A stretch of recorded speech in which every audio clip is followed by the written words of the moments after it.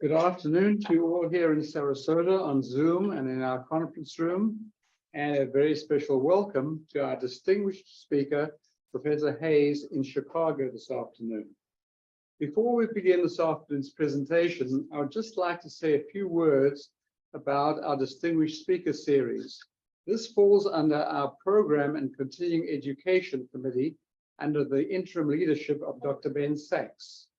Our Distinguished Speaker Series continues to be just one facet of our highly successful programming and continuing education, encompassing a wide range of subjects. This month, we have the presentation by Professor Hayes this afternoon, followed by another Zoom presentation from London on April 27th. Our speaker will be Anthony Polonsky, Professor Emeritus of Brandeis University and World Authority on Eastern European Jewry. He will address us on April 27th at 1:30 p.m. prior to co-leading a group trip with Rabbi Altshuler to Vilnius and Poland. Dr. Polonsky's presentation will be Coming to Terms with the Dark Past in Poland and Lithuania. Please check your e-blasts from TBS regularly, as well as the Messenger each month. We are extremely honored and privileged to have Professor Hayes address us this afternoon. And we thank you, sir, for taking time from your busy schedule to be with us. Professor Hayes is Professor Emeritus of History at the Weinberg College of Arts and Sciences, and also a key contributor to the Ken Burns PBS series, The US and the Holocaust.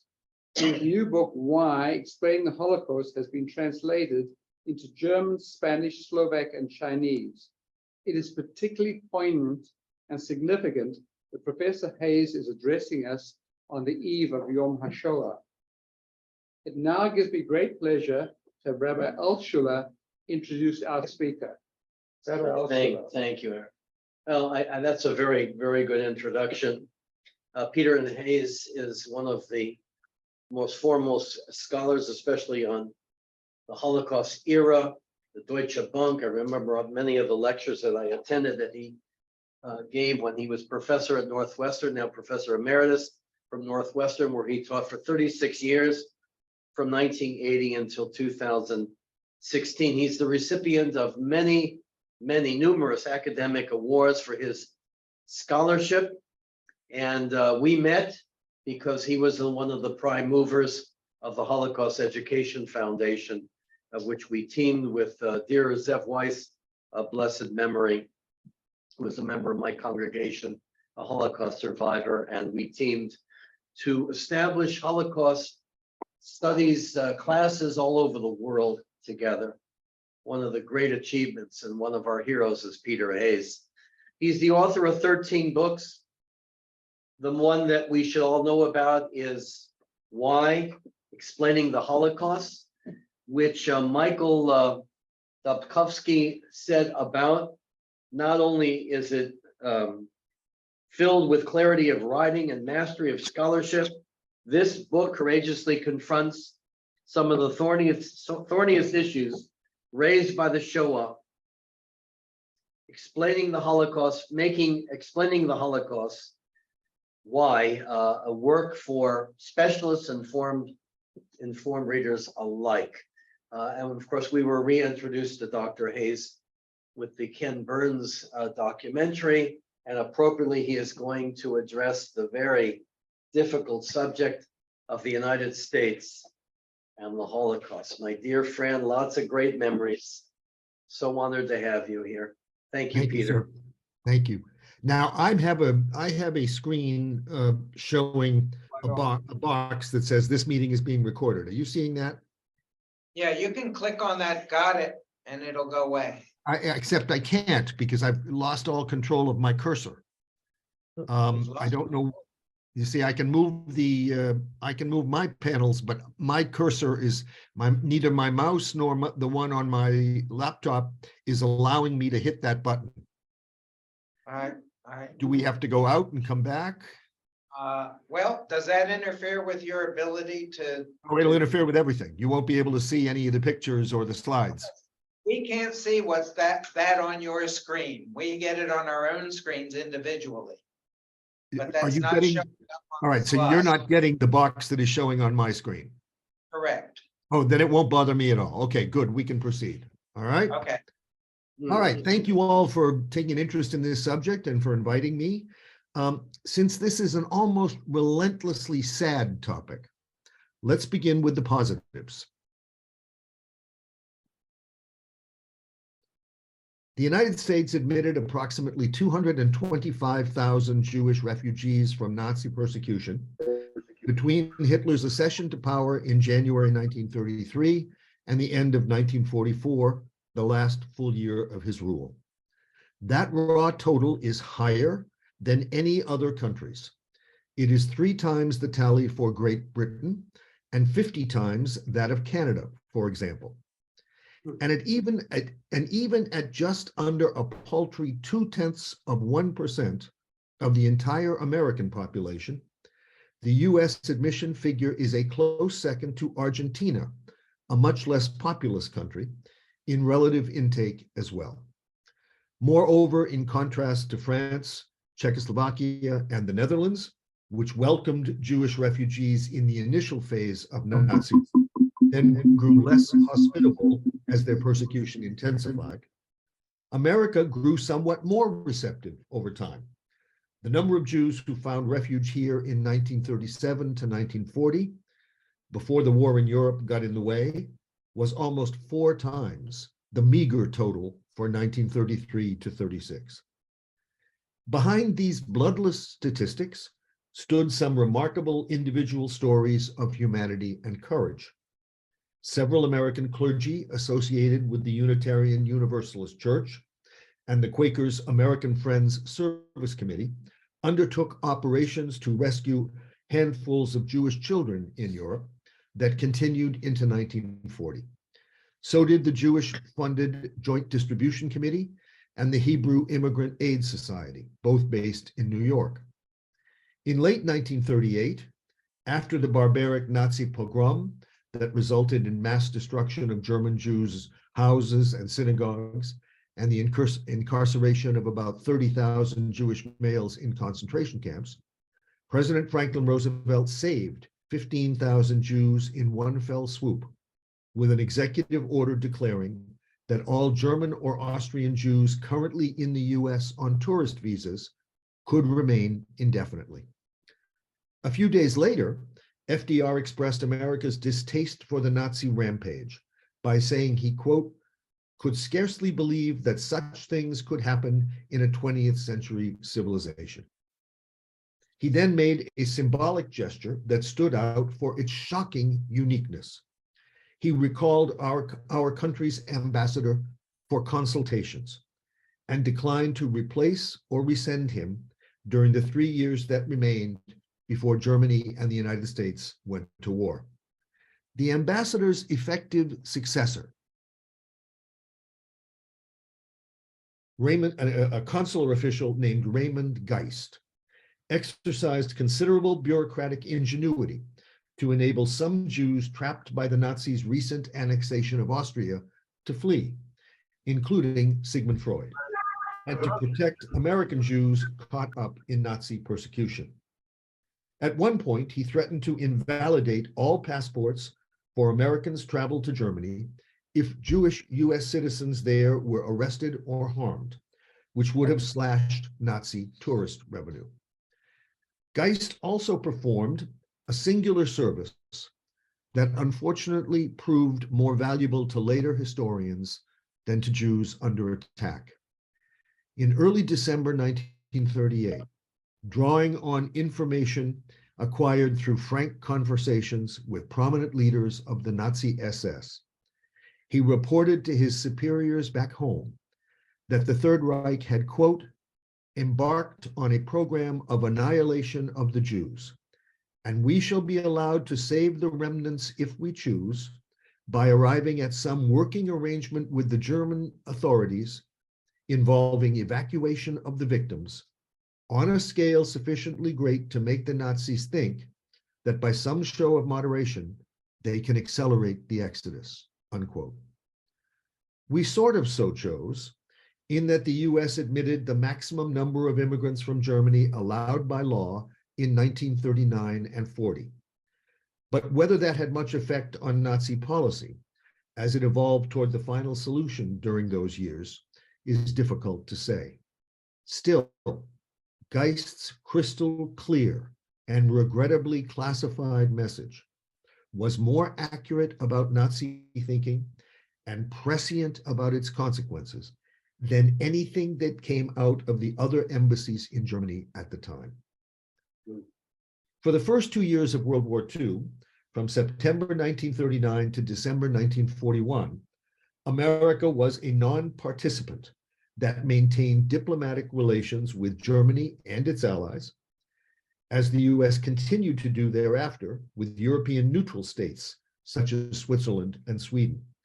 This was the setting in which a brave young American journalist named Varian Fry, operating out of Marseille and representing the Emergency Rescue Committee based in New York, labored for 13 months in 1940-41, often in the face of opposition from the local American consulate, to extricate some 1,200 prominent intellectuals and artists, including Marc Chagall, Léon Feuchtwanger, and Hannah Arendt, from Vichy France before it expelled him from the country.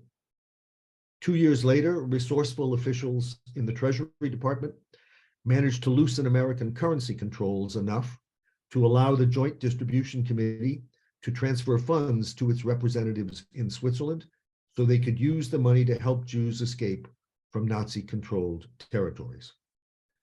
Finally, in 1944, the US government, propelled by Secretary of the Treasury Henry Morgenthau and his staff, created the War Refugee Board, albeit funded mostly by Jewish organizations in America, not the national budget. Headed by John Pala, the new body supported numerous efforts to save Jews, including those of Swedish Representative Raoul Wallenberg in Budapest, and stockpiled the food supplies in Sweden that were rushed to liberated camps in 1945. The board's assistant executive director was Albert Jim Abramson. This is his graduation photograph. He and I went to the same college, which is Bowdoin in Maine. He graduated from Bowdoin in 1926, and he became Bowdoin College's first Jewish faculty member in 1928. Later on leave as professor of economics, this remarkably kind and decent man, this is a picture of him, he's on the left in that picture, when he was working on the War Refugee Board. This remarkably kind and decent man later returned to Brunswick, Maine, served as dean of the faculty at Bowdoin, and taught me and many others until he retired in 1976. These are the bright spots in an otherwise disappointing record. 225,000 Jews saved is an infinitesimal number compared to 6 million killed. It's also about 100,000 fewer than could have come legally from Germany and Austria by the time the war began between the US and those countries in December 1941.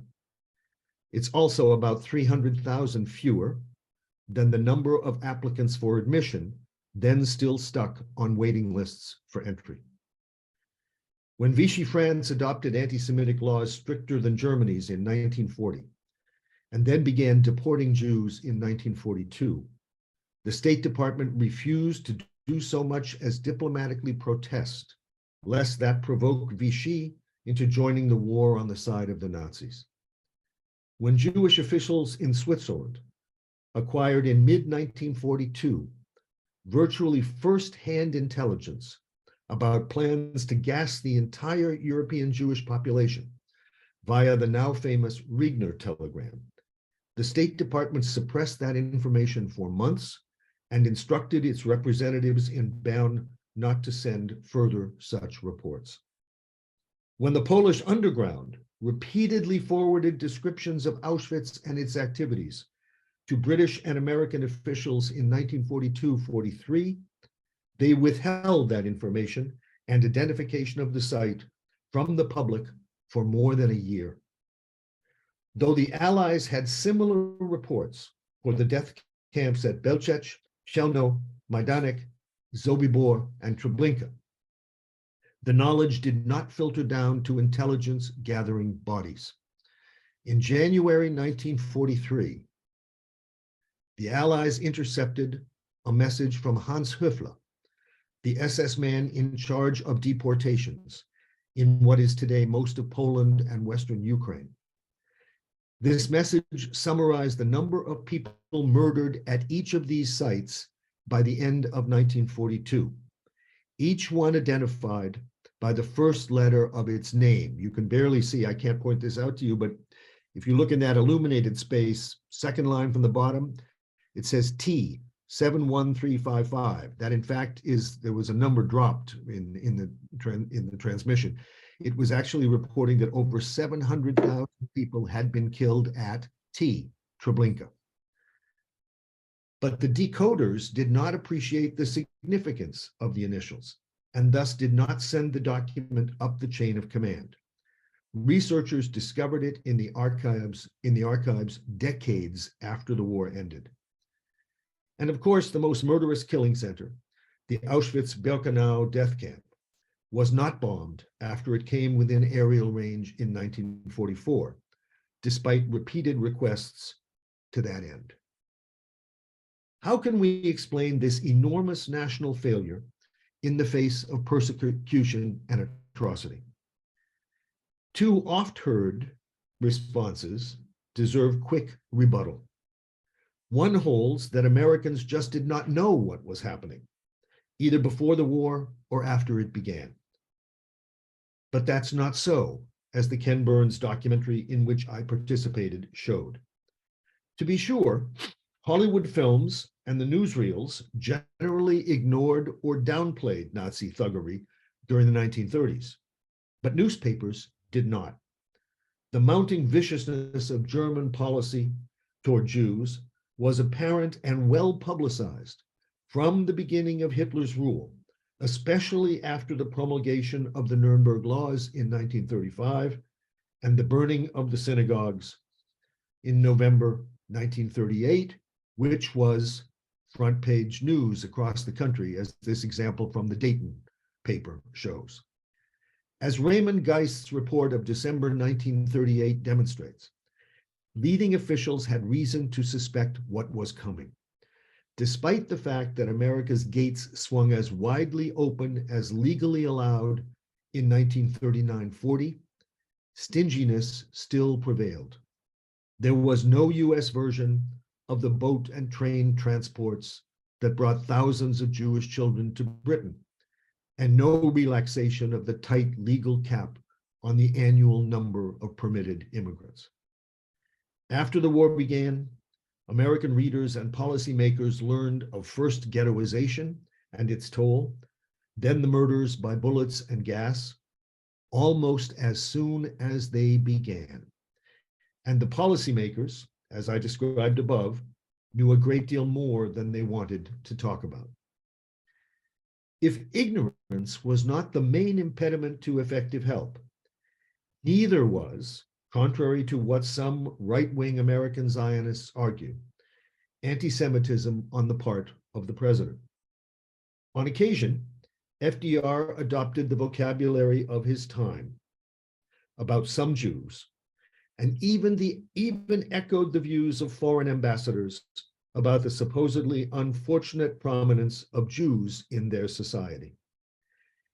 In a particularly lamentable moment at the Casablanca Conference of January 1943, wait a minute, did this? There we go. He expressed to a French colonial administrator, that's the man on the left of this picture, who was a general named Giraud. He expressed to a French colonial minister sympathy for a quota system that would confine the Jewish proportion of professionals like lawyers and doctors to the share of Jews in the overall North African population, and thus supposedly prevent anti-Semitic resentment from arising. But by the standards of America in his day, FDR was a liberal and inclusive person who did more to advance the place of Jews in American society than any president before him. An illustration of this is FDR's appointment of Jim Abramson, the man whose picture I showed you a little earlier, to head the Works Progress Administration in Maine during the 1930s, even though Jim made a point of affirming that he was a registered Republican. Of course, finding a Democrat in Maine in 1936 would have been difficult, but finding a Jew in Maine then took even more effort. FDR's attention to the fate of Europe's Jews lapsed on occasion or gave way to other priorities, but his behavior was more effect than cause of the inadequacy of the American response to Nazi persecution of the Jews. The problem was not FDR, but America. Not his failings, but the country's. American public opinion was informed, but inattentive, indifferent, and sometimes downright hostile. From 1933 to 1945, it consistently opposed admitting more Jewish refugees and was consistently averse to focusing on Jews suffering at Nazi hands. Lack of empathy was the issue, not lack of information or presidential prejudice. The roots of this hard-heartedness bear close examination because they reveal a great deal about our nation's ambivalent nature and ambiguous past. To understand what did and did not happen, one must begin with the sweeping American recoil from the wider world that followed World War I. Revulsion at the bloody and tumultuous Bolshevik Revolution and disillusionment with the peace settlements after World War I gave rise to panics such as the Red Scare raids carried out by Attorney General A. Mitchell Palmer in 1919-1920. Popular conspiratorial accounts depicted America as having been lured into World War I by profiteering financiers and arms sellers, collectively derided as merchants of death. Anti-immigrant feeling fed on the sense that newcomers both introduced supposedly alien socialist and anarchist ideas to America and wished to re-involve the US in European quarrels. The backlash led not only to the American refusals to ratify the Versailles Treaty and to join the League of Nations, but also to the enactment of the highest tariffs on imported goods in American history. The isolationist backlash reached its crescendo in 1935 to 1937 with the passage of 3 neutrality acts that prohibited Americans from selling or transporting war materials to belligerent states, prohibited American ships from entering war zones, and prohibited American citizens from traveling on the ships of countries at war. In other words, the Neutrality Acts forbade Americans to engage in any of the activities that had led the US to intervene in World War I. Perhaps the most profound and lasting effect of this great recoil from the wider world was the passage in the early 1920s of a series of laws setting unprecedented limits on immigration that lasted until they were loosened in 1952 and then replaced altogether in 1965. When the ancestor, after whom I am named, bought passage from County Cork to the port of Boston in 1860, the formalities amounted to filling out a landing card upon arrival, or having it done for him, since only half the Irish people of his age could read or write at that time.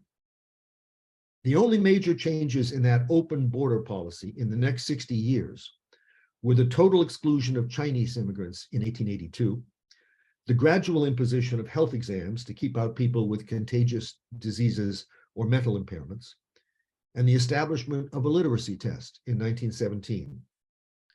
But in 1921, Congress enacted a new system of admission according to national origins that was made more rigorous in 1924 by the Johnson-Reed Act. This excluded Japanese as well as Chinese people, capped total annual immigration at 150,000 legal entrants, and apportioned that figure almost entirely among European nations, according to the share of the American population that traced its descent to each of them in the census of 1890. That base year was chosen explicitly because it antedated the great influx of immigrants from Italy, the Balkans, and the Pale of Jewish settlement in Russia around the turn of the century, and thus skewed distribution of visas in favor of the British Isles and Northern Europe, both populated almost entirely by whites who were predominantly Protestant. To be sure, some visas could be granted outside the quota system, but only to certain categories of applicant, namely relatives of American citizens, students over the age of 15, and clergy and professors with appointments in the US and their wives and young children. The act made no allowance whatsoever for refugees.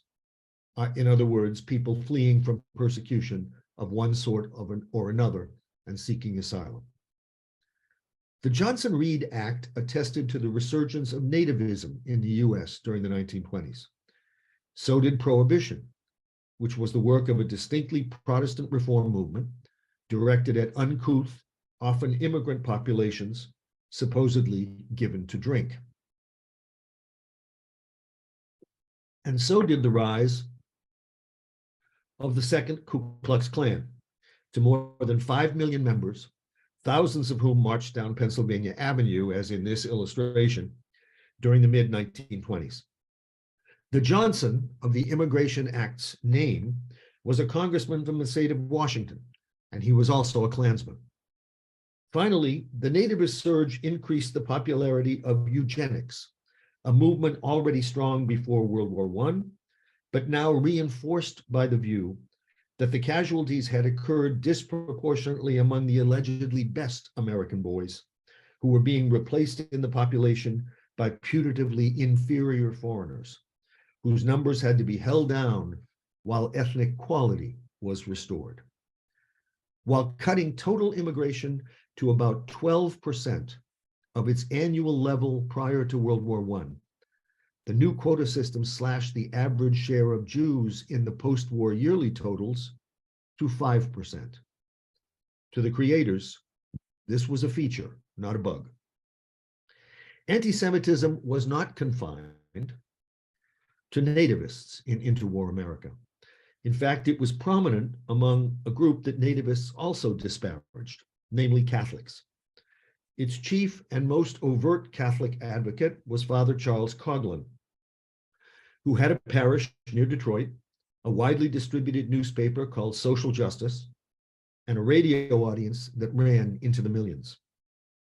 During the 1930s, he evolved from a fan of FDR to a vehement critic of both the New Deal and blood-sucking bankers.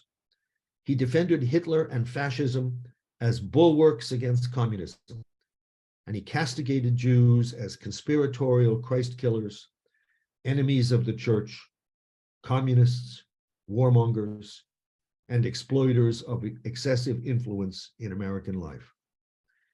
His impact, along with that of numerous other pro-fascist groups, can be seen in the multiple opinion polls in 1938-39 that showed a consistent 10 to 15% of Americans thought Jews should leave the US.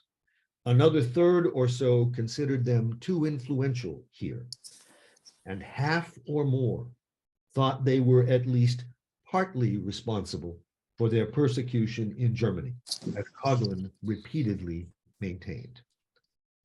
Anti-Semitism in the US fed on the left-right divide that ran sharply through American politics in the 1930s. Some people saw the frequency of labor unrest and sometimes violent struggles over unionization, especially in the auto industry, as overtures to the victory of socialism or communism here. These divisions were sharpened in the late 1930s by the Spanish Civil War that pitted an anti-clerical, Republican, and semi-socialist regime against a pious, monarchical, and nationalist military backed by fascist Italy and Nazi Germany. Americans like Coughlin, who disliked unionization and favored the authoritarian side in Spain, tended to see Hitler in an at least partly positive light, and to see his purported enemies, including Jews, in a negative one. Like many upper-class Germans, these right-wing Americans accepted and even embraced anti-Semitism as part of a package of stands that they generally approved of. So did a not insignificant number of American business leaders, notably at Ford, General Motors, and DuPont. Most importantly, key figures in the State Department felt the same way, and they saw to it that American immigration policy was interpreted in the most restrictive possible way by the consular officials who dealt with the visa applications of German Jews. This translated into rejection rates of more than 10-1 in the initial years of Nazi rule. Later in the decade, the chief exclusionist was Breckinridge Long, an old friend of FDR's and a former ambassador to Italy, whose leader, Benito Mussolini, he greatly admired. In early 1938, Long wrote in his diary, and I quote, "Have just finished Hitler's Mein Kampf. It is worth reading and eloquent in opposition to Jewry and to Jews as exponents of communism and chaos. My estimate of Hitler as a man rises with the reading of his book," unquote. It is impossible not to connect this sentence with Long's success in persuading FDR to let him virtually halt Jewish immigration to the US in mid-1940 on the specious pretext that continuation would enable Nazi Germany, quote, "to load this country with agents," unquote. In other words, spies blackmailed into working for the Nazi regime via threats to relatives remaining in Germany. Even after World War II began, resistance to American involvement in it overlapped with anti-Semitic feeling, as indicated by the comments of the leaders of two movements with names that resonate in today's US, America First and the Christian Front.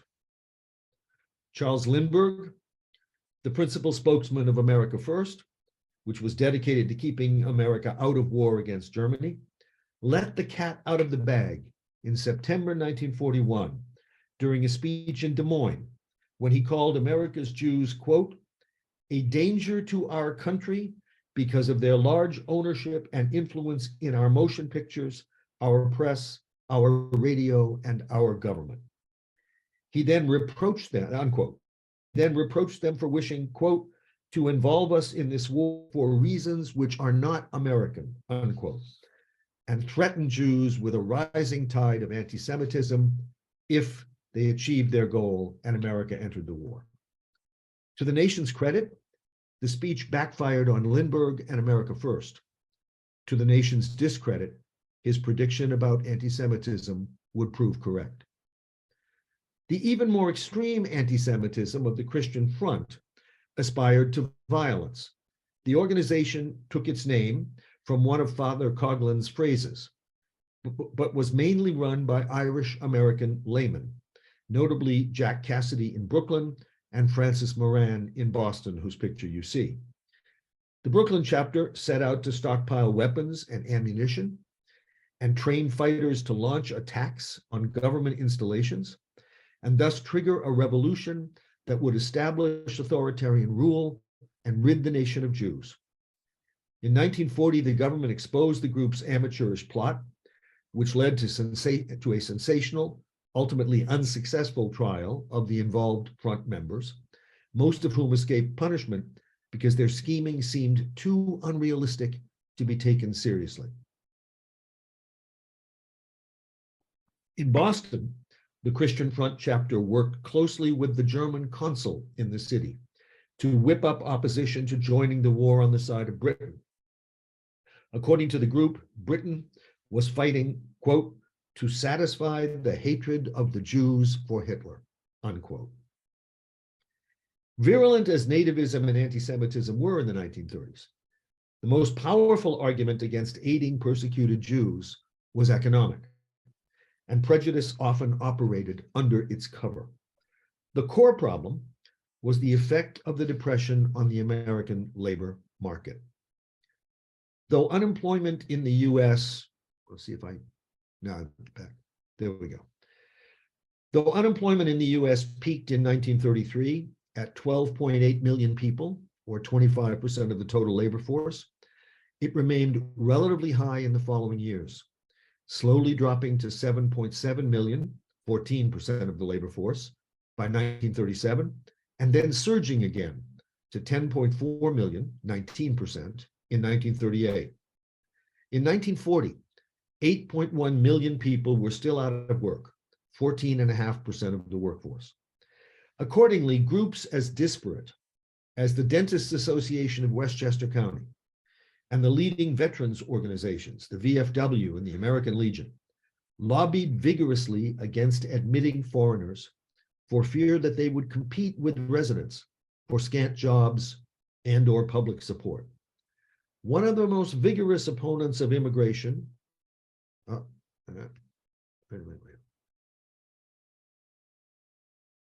was Robert Reynolds of North Carolina, Senator Robert Reynolds of North Carolina.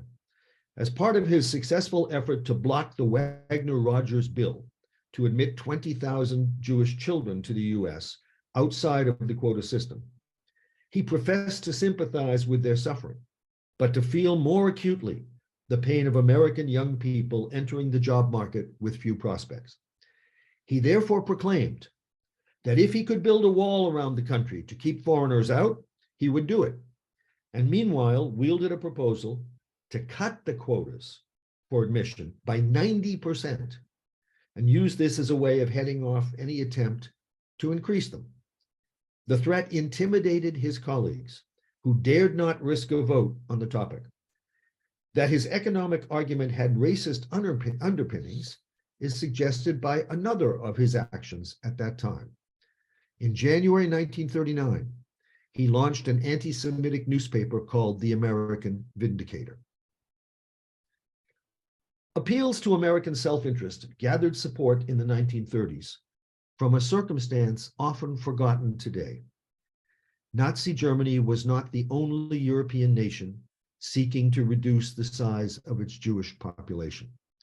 Both Poland and Romania appealed to the League of Nations in 1938 for help in this respect. The Polish ambassador to London went so far as to tell the British Foreign Office that if it did not make a British colony available for the settlement of Polish Jews, Poland might be forced to adopt measures like those of Nazi Germany. And in that year of 1938, Hungary already had begun to do that, passing the first of its anti-Semitic laws restricting Jews' economic activities. The opponents of providing sanctuary to the persecuted, both here and in Britain, pointed out that Germany's several 100,000 remaining Jews, as of mid-1938 or mid-1939, were not the main challenge to America's absorptive capacity. The main challenge was the almost 5 million Jews in these other increasingly hostile countries, which would be emboldened to ratchet up the pressure to emigrate the moment America showed receptivity to the victims. Nor was this argument only persuasive in the US. It was, in fact, the principal reason for the failure of the infamous International Conference on Jewish Refugees at Evian in 1939. Popular prejudices and fears account for FDR's decision to operate within the legal framework for immigration that he had inherited and to avoid foregrounding refugee issues. From 1933 to 1941, polls repeatedly showed that Americans resoundingly condemned the persecution of German Jews by margins of 3 or 4 to 1, but equally resoundingly rejected admitting more of them. Just as surveys from 1939 to 1941 showed that Americans overwhelmingly condemned Nazi aggression, equally overwhelmingly opposed entering the war to fight it.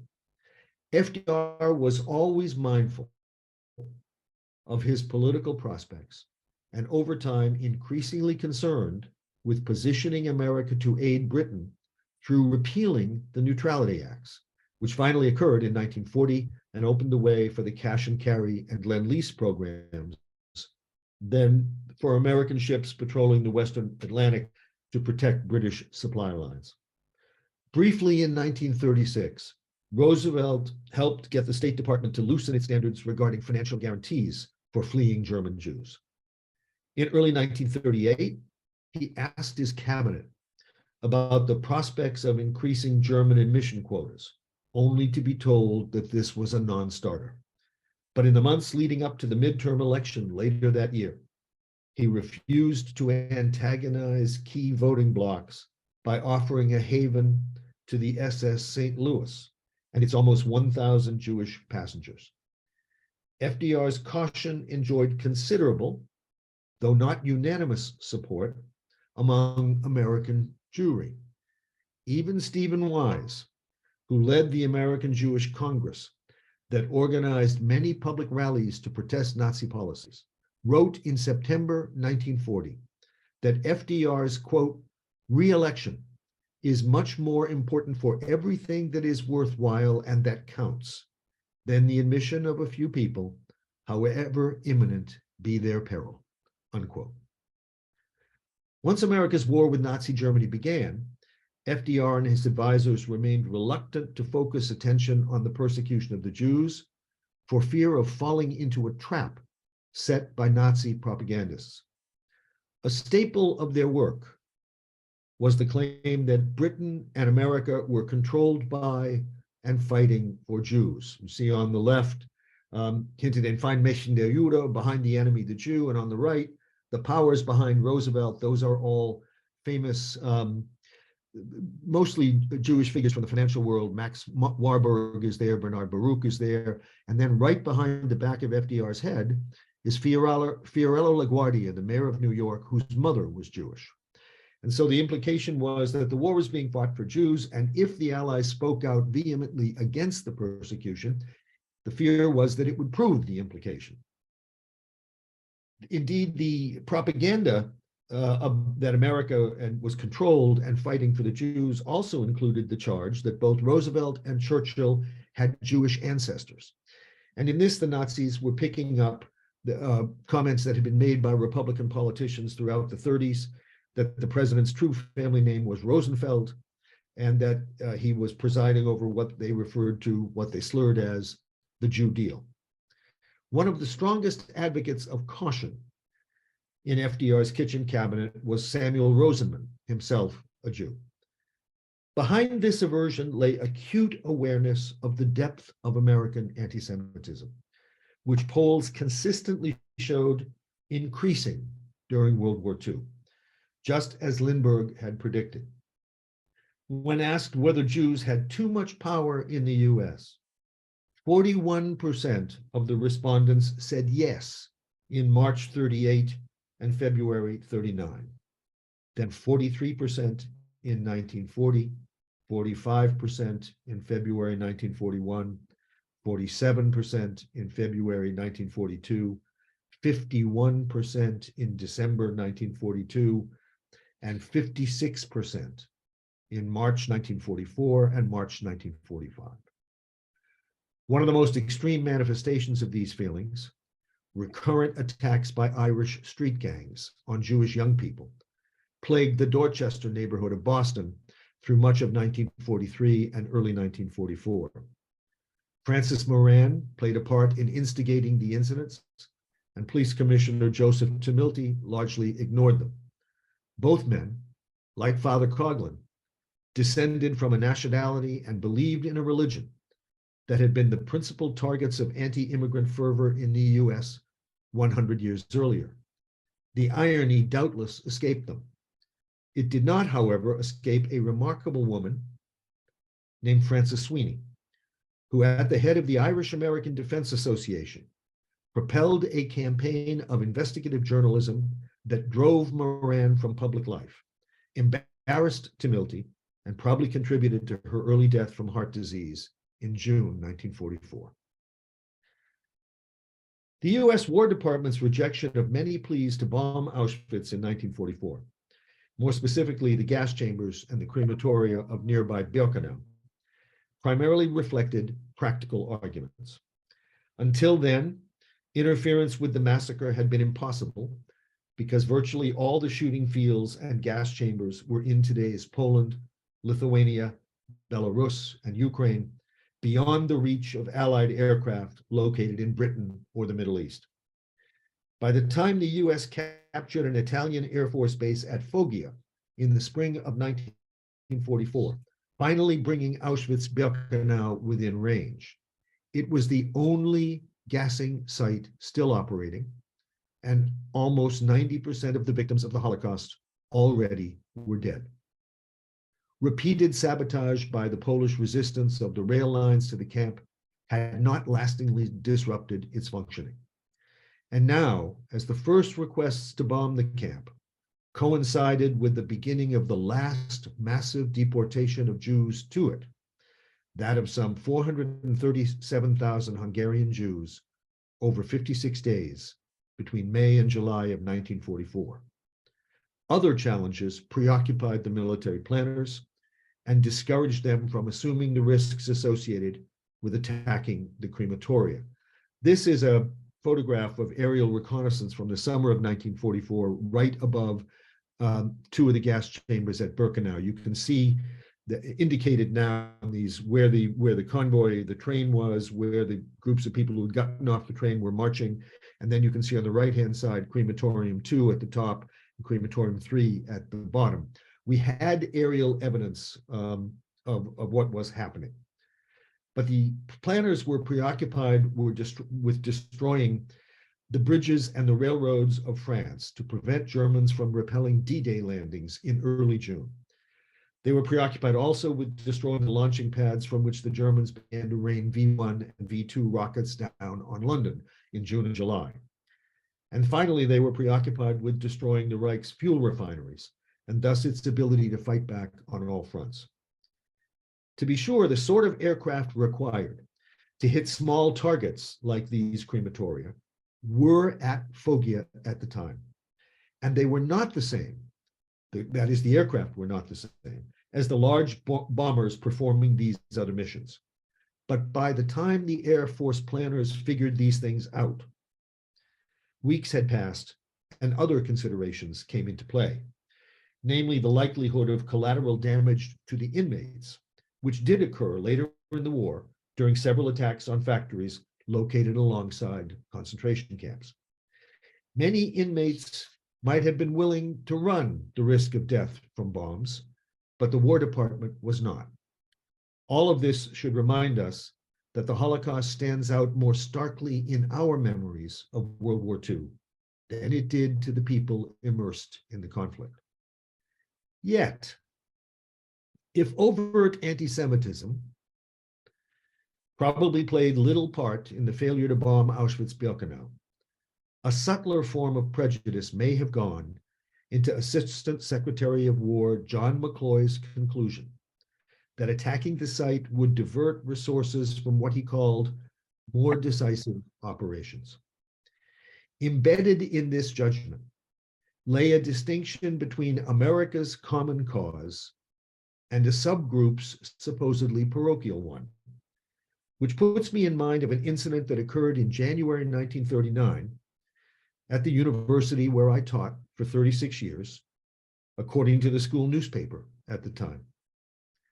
Called upon to compile and rank the 10 most important news events of the preceding year, 1938, a class at Northwestern's Medill School of Journalism included in the list such now forgotten events as the Lima Treaty and the wrong way flight of Douglas Corrigan.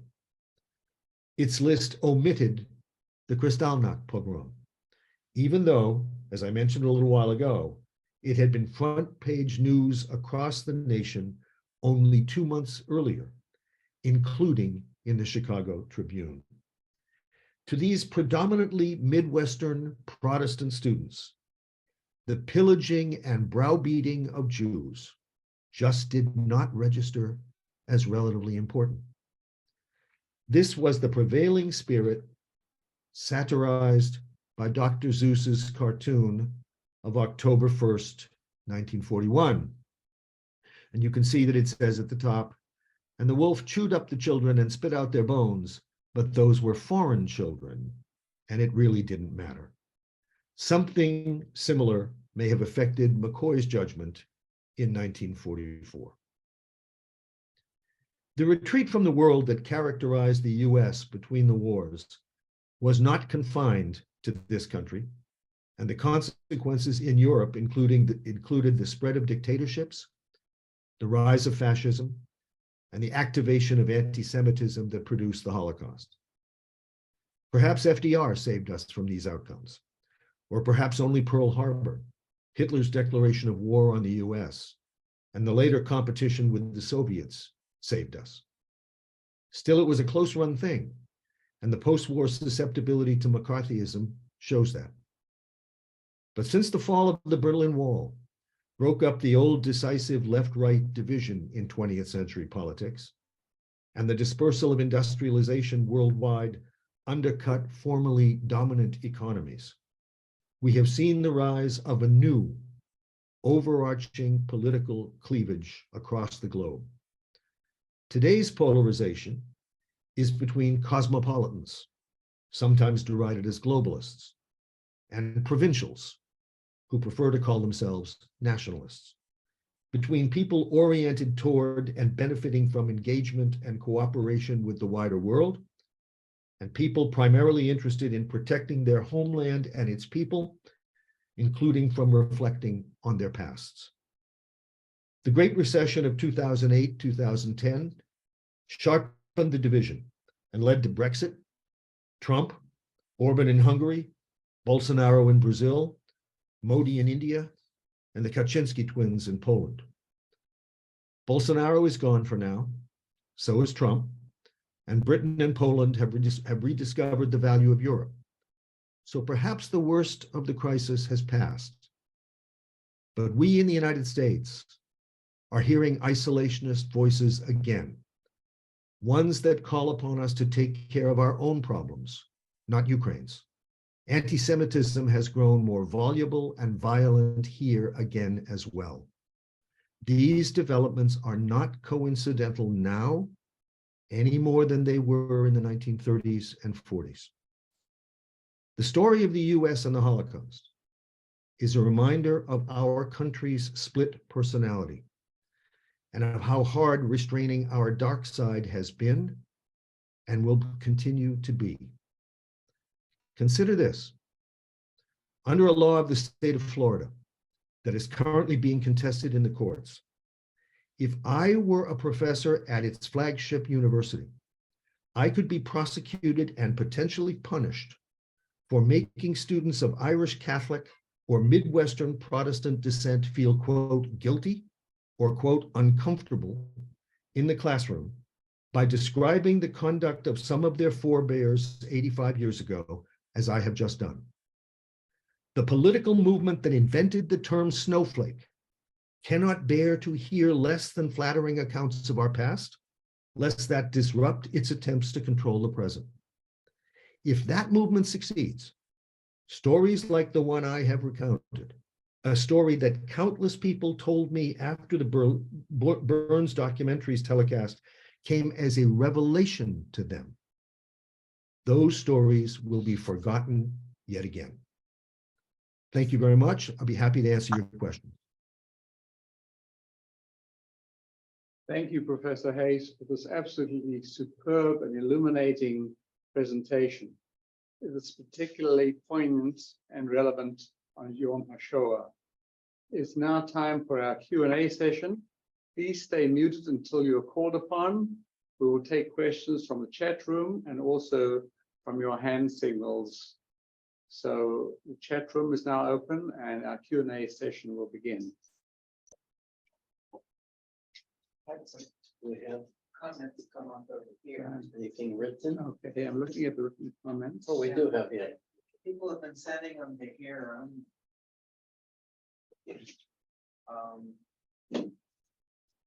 There's a comment from Les Chrysler.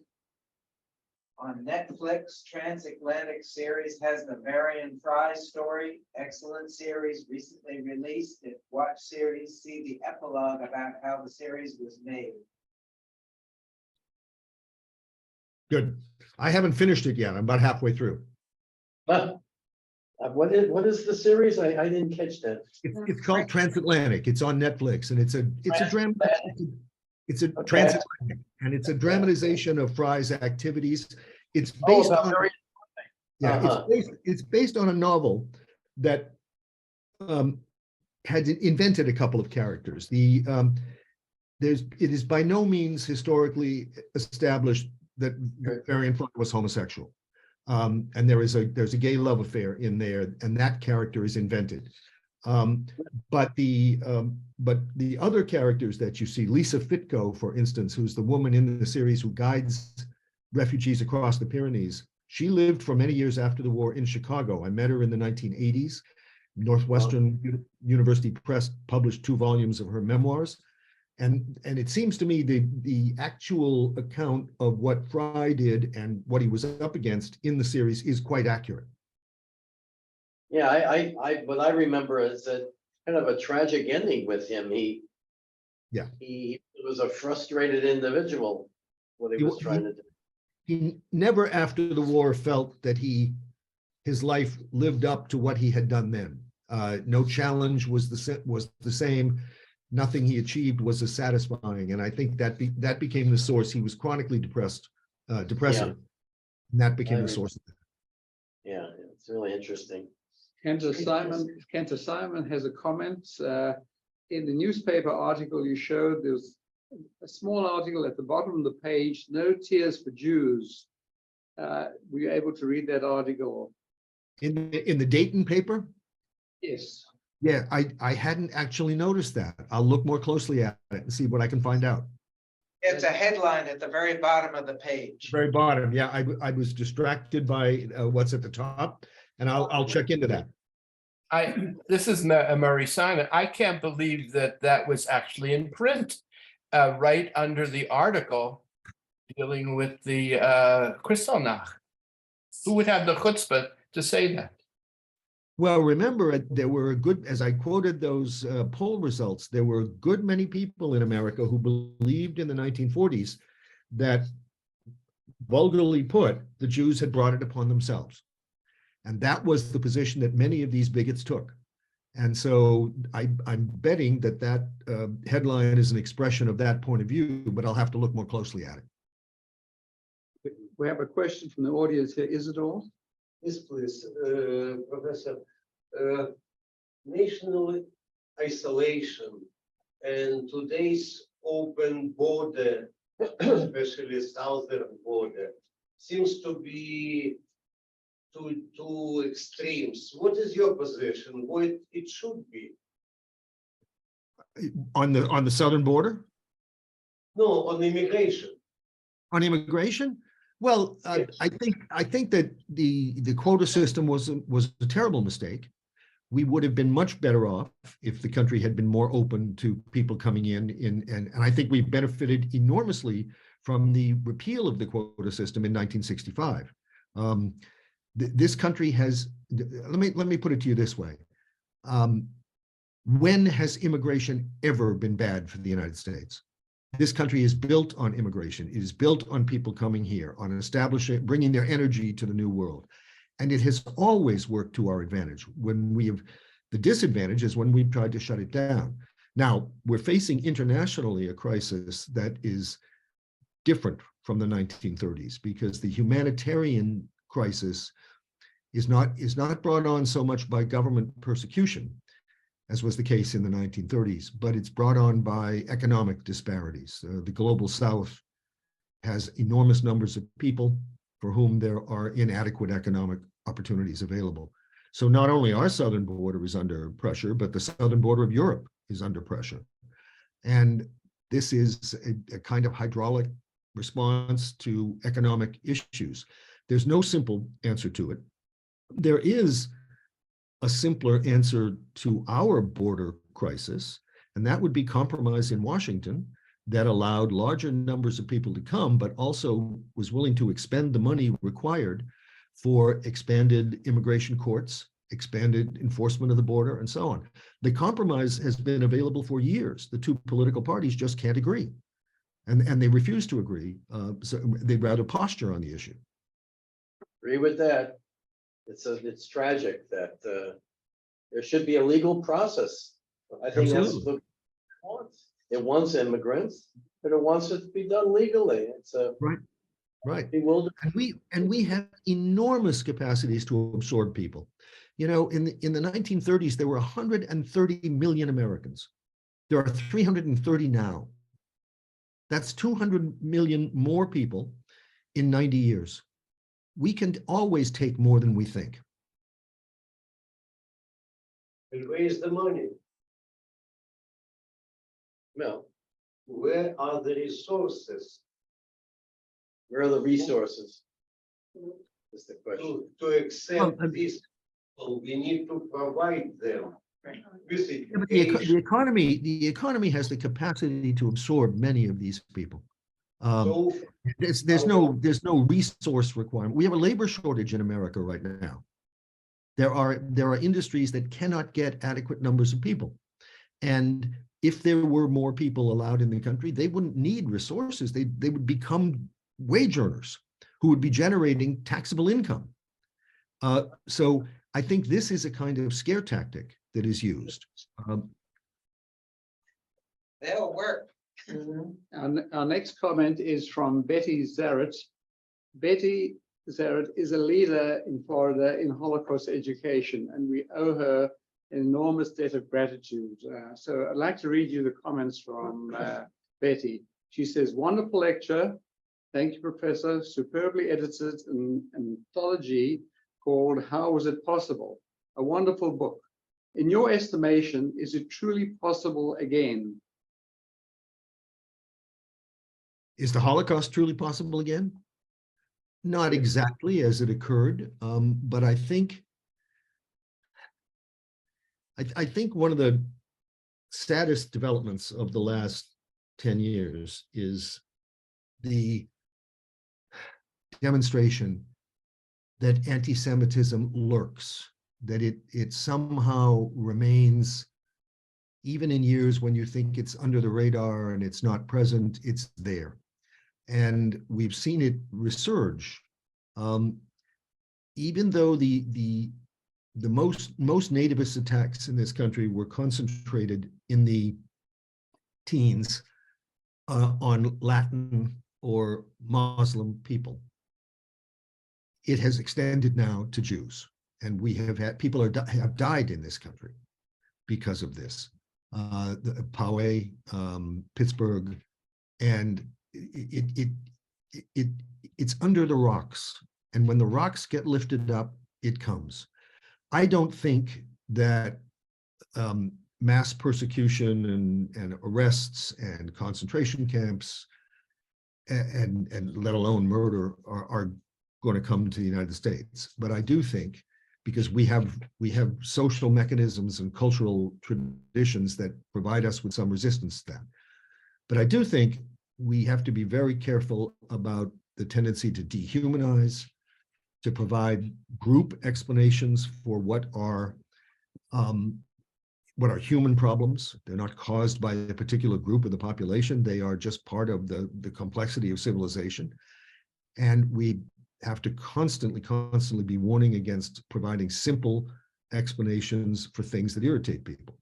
And here in America right now, there is a great deal of receptiveness to simple explanations. Next is a question from Canterbury Simon. Did not the US benefit even from the German scientists who came here after World War II? Indeed. Still. Indeed. Yeah. Well, the United States benefited, of course, remember before that, the United States benefited from the Jewish scientists who were driven out of the country in the 1930s. And that we owe many of the achievements of the Manhattan Project to people who fit that description. But then again, we quite cynically made use of Werner von Braun, who had been instrumental in the V1 and V2 rocket programs, and he became the father of the Saturn rocket in the 1950s. So yes, we used these people. We also used, the CIA used a lot of former Nazis because they thought they had expertise on the Soviet Union. Comment from Sally and Dr. Joel Feder. No question, just heartfelt thanks for your illumination. Another comment from Les Chrysler. Albert Hirschman, one of the main characters in the story of Transatlantic, is an amazing life that Germany lost. America's gain. Look up his life in Wikipedia. Comment from Dennis Zimmerman.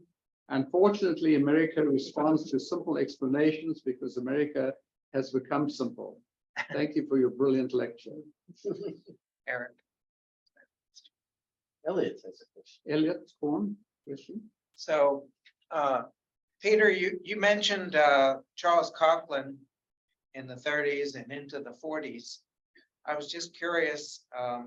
I had heard Rachel Maddow's podcast Ultra, where she talks a lot about Charles Coughlin and the congressional Nazi collaborators in that time frame.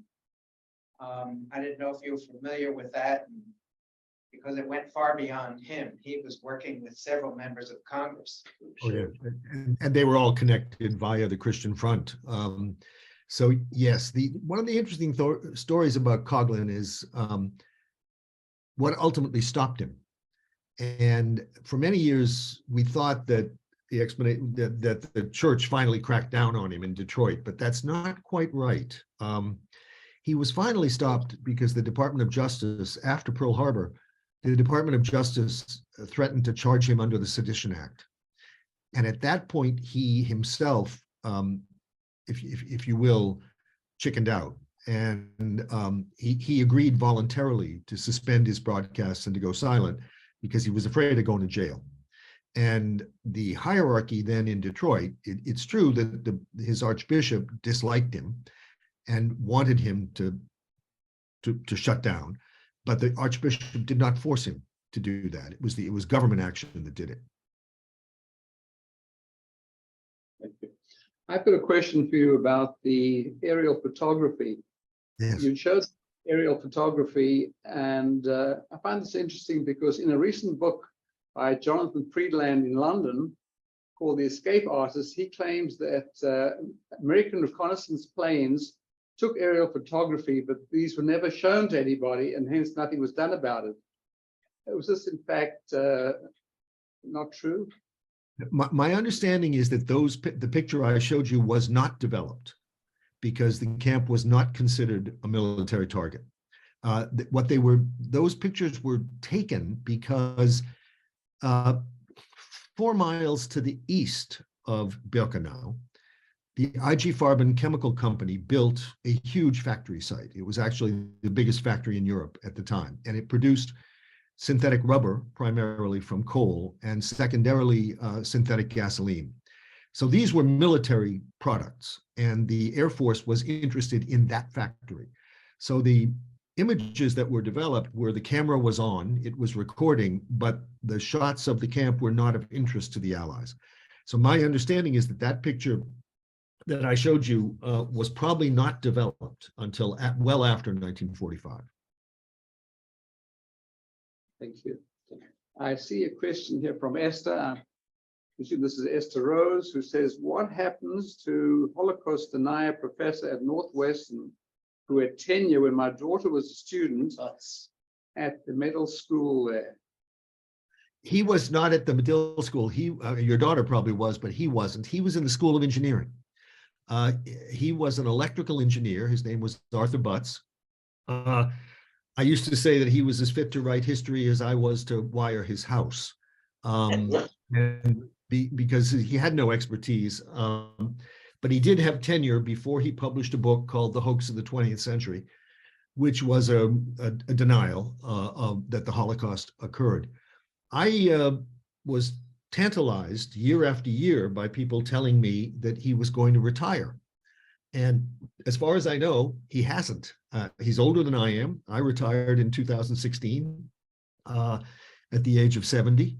He may be still on the books, as far as I know. He did not get a raise for many, many years after that book came out. And so he probably has been living off the support of eccentric, highly right-wing millionaires who fund various denial groups across the country. And that's pretty much all I know about him.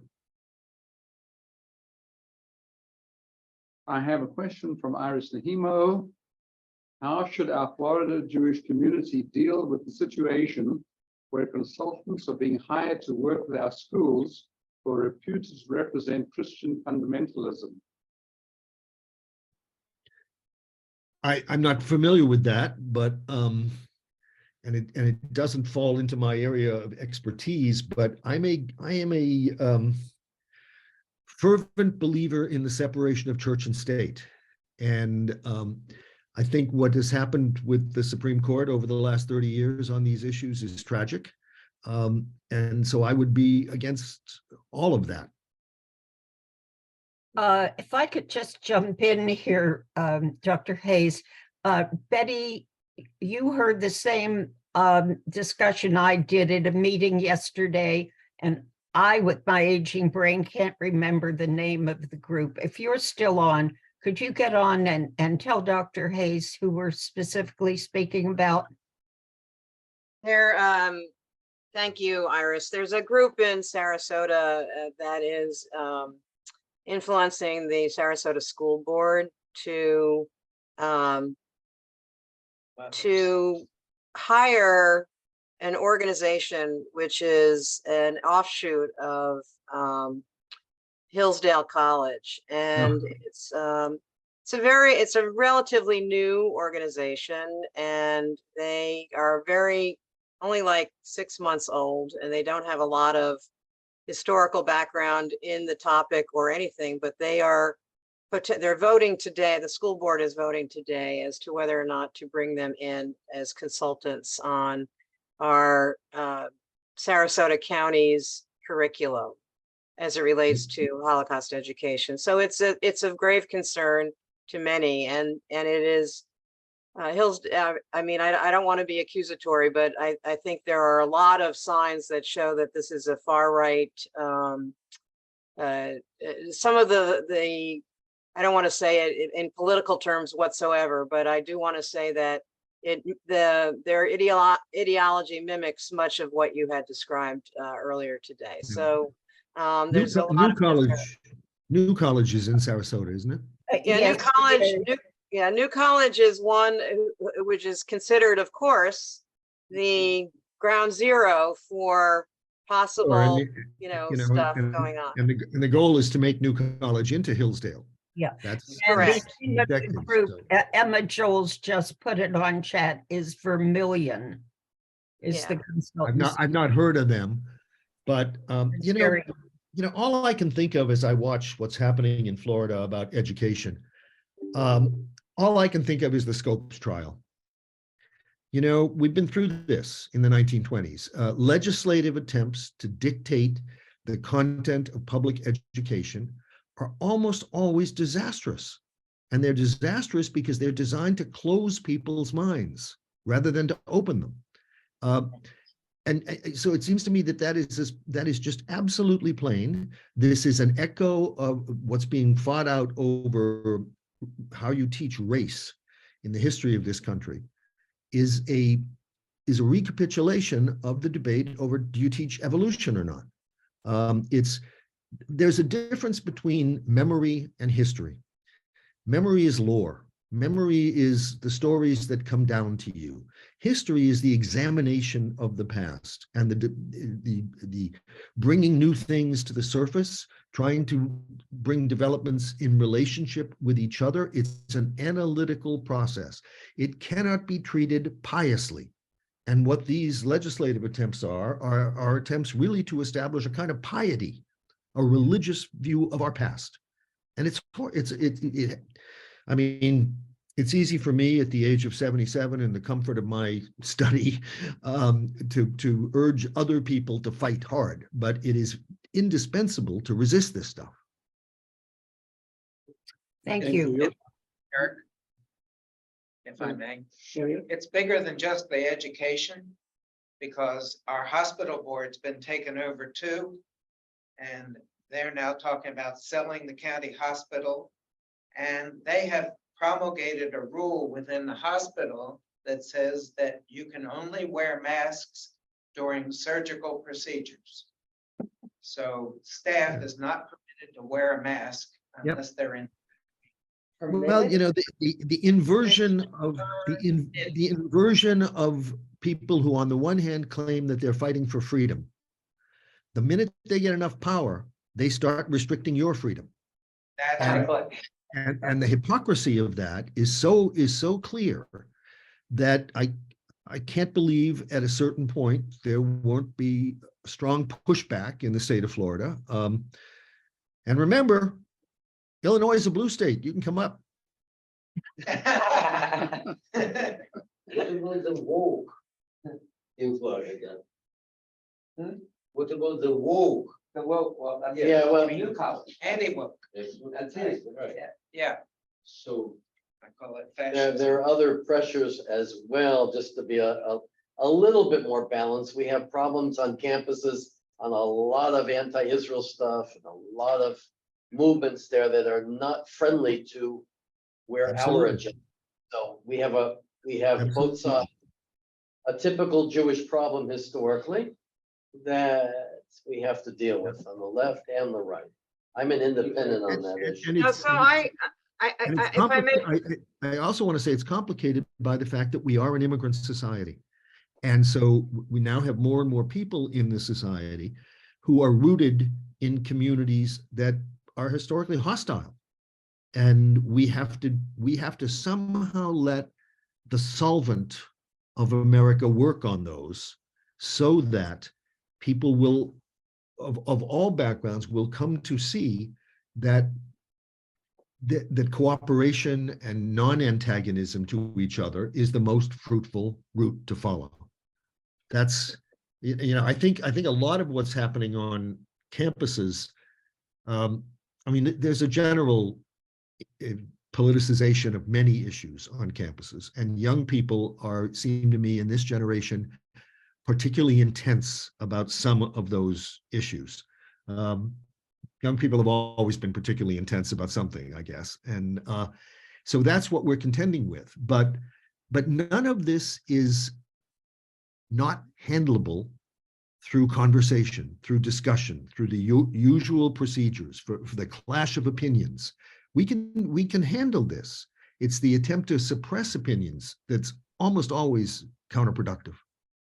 And Dr. Hayes, if I could just jump in again, I want to say that the same group that Betty and I are a part of, and we can't speak for the group, we're just individuals, works just as hard against the anti-Semitism on college campuses as we have in expressing concern about this occurring.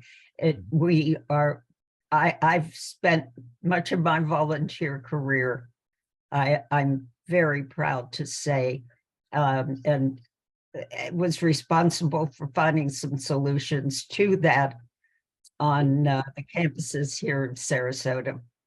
Betty has her hand up again.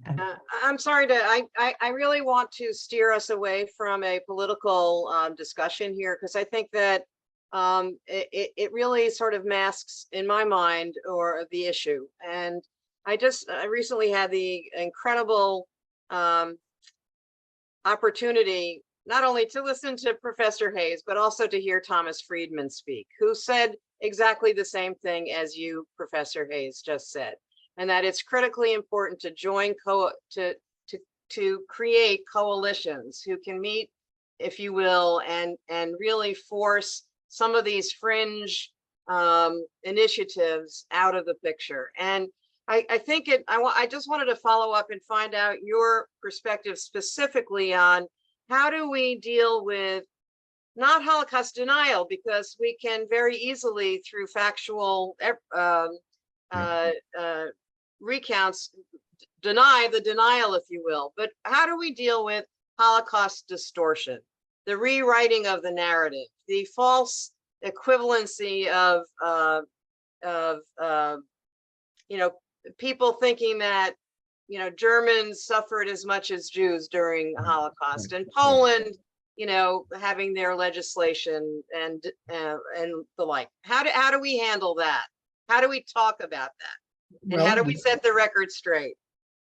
Well, my book, it was my attempt to do that. That's how I do it. I try to assemble a coherent account and lay it out in as clear a possible fashion.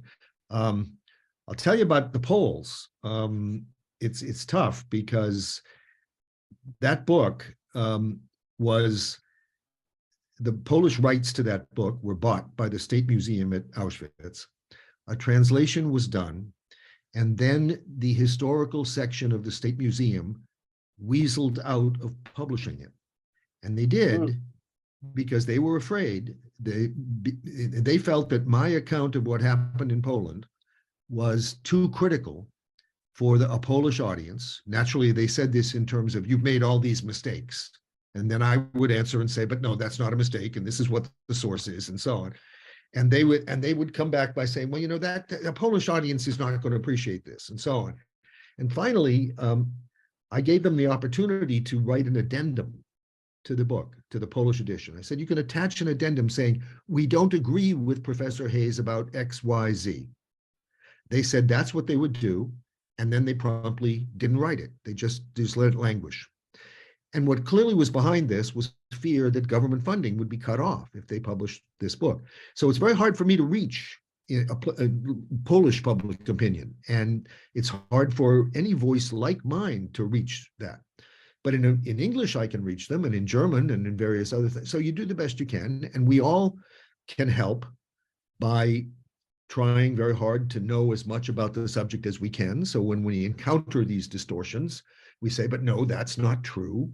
And it's Sisyphus work. It's never ending, but so is most of civilization. You know, you just constantly, it's you know, it's like raising children. You start all over with each new one. Thank you, Professor Hayes, for this absolutely illuminating and comprehensive presentation today. We really appreciate your being with us. We've all learned so much from you. And now it gives me great pleasure to call on Lauren Haven, our president, to say a few words. Lauren? Thank you, Professor Hayes. I truthfully binge watched the U.S. and the Holocaust yesterday. It would have been on my DVR to watch, and I knew that I was going to have the pleasure of hearing you today, so I binge watched it, and I realized how much I still didn't know, and I did not realize the information that Germany was giving to the United States and to Europe, and we weren't receiving it, and we were turning a blind eye to it. And I think that's continuing on in the 90s with Rwanda, and it continues on. Americans tend to definitely just turn a blind eye to things. We don't want to know about it. And I do think that, you know, I just had recently my first grandchild was born, and it's sad to know that she could possibly not really know about the Holocaust.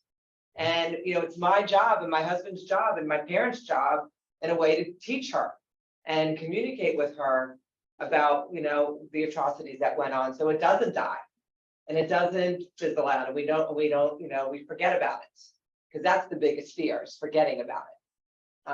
So I really appreciate you being here. Thank you again to Rabbi and to Eric for bringing Dr. Hayes to us. Fascinating, and just love learning from you. Thank you. Thank you. I'm now calling Rabbi Altshuler, whom we must again thank for making this possible. Rabbi Altshuler. Yeah, well, Dr. Peter Hayes is a big part of my own scholarship. I'd like to learn from the best, and I can't thank you enough, Peter. We've got to stay in touch. We have a lot of memories to share. You are a friend of the Jewish people. You are a friend of scholarship, which is badly needed today. That's a whole different subject. Yep. You're a friend of humanity. You're a friend of the truth. And I cannot thank you enough for sharing who you are with us. Glad to do it. Thank you all. Take good care. Here, here. Bravo. We thank you once again for this wonderful presentation, and I hope that we'll see you in person in Sarasota before not too long. The weather here is wonderful and there's a lot to offer here in Sarasota. Thank you, Rabbi Alshul, again for being the catalyst and making this possible.